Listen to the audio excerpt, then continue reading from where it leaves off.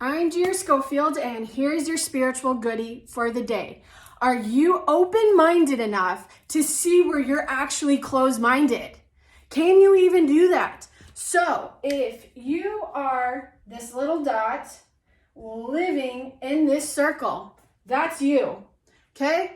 This is your community, this is your environment, this is your family, this is your friends, this is the media you're watching, this is the Instagram and YouTube you're watching. Can you actually start thinking for yourself and start to see where you're actually closed-minded and be open enough to see that?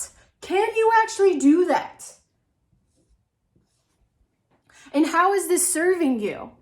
Because when you are constantly looking at the same resources, you're just confirming what is already in your reality system. So what do I mean by this? Whether you're pro-vaccine or anti-vaccine, whether you're pro-mask or free mask, you are going to only look for things that are actually serving your belief system. For example, if you are terrified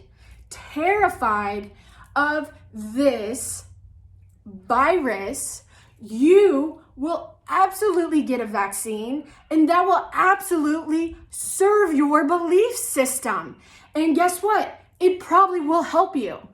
If you are anti-vaccine, you will probably not get a vaccine, and you probably won't get the virus because your belief system is so strong that it is actually serving you.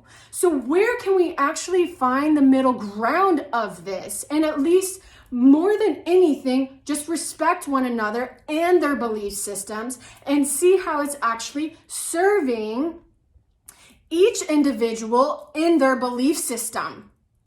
So if you feel like you need to go outside and wear a mask because you are scared, or because you don't feel like, you feel like it's going to spread, then that is going to serve your belief system and your reality.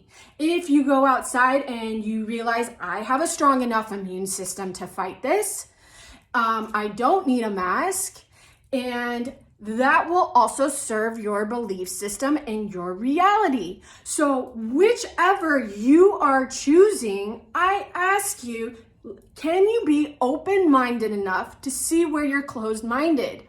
Can you see if someone does feel the need to wear a mask, how that can actually serve them? So whichever side of the coin you are currently on, I'm also going to ask you, start looking at other resources. Maybe start looking at the other person's viewpoint. And within those resources, I'm asking you, see where that resource is actually being funded by and who's actually funding it.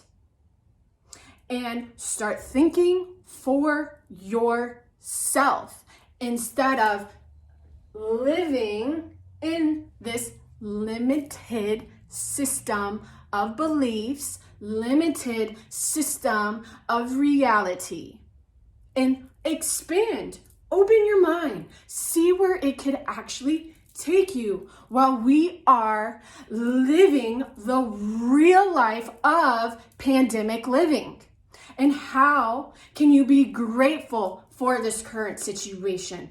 How can you actually learn from this current situation? Okay? And most importantly, if you are an individual that have been shaming, judging, or critiquing someone else, you need to forgive them. And you need to forgive yourself for that critique. So at the end of this month, I am doing a forgiveness workshop called The Risky Business of Forgiveness. You will get a guideline on how to forgive yourself, how to forgive others, why forgiveness is actually so important right now for humanity to move in a positive direction, because at the end of the day, that's what everyone wants, right? We all want to move in a positive direction. whether we're aware of it in our dialogues or not. But this forgiveness will give you an outline, whether it's relevant to you right now or down the future. At the end of the day, it's relevant to us all now because there is a lot of chaos.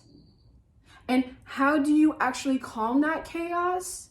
You start with yourself because that is the only thing you have control of. So, if you would like to contact me, my information is in the bio. If you are interested in expanding your awareness or learning to forgive one another, I am doing a workshop. I also do spiritual life coaching individually. And if you need further assistance, I do Reiki. So at the end of the day, I hope that we can all find a middle ground between this or that and somewhere in between. All right, so have a grateful day. One heart, one race. Much love.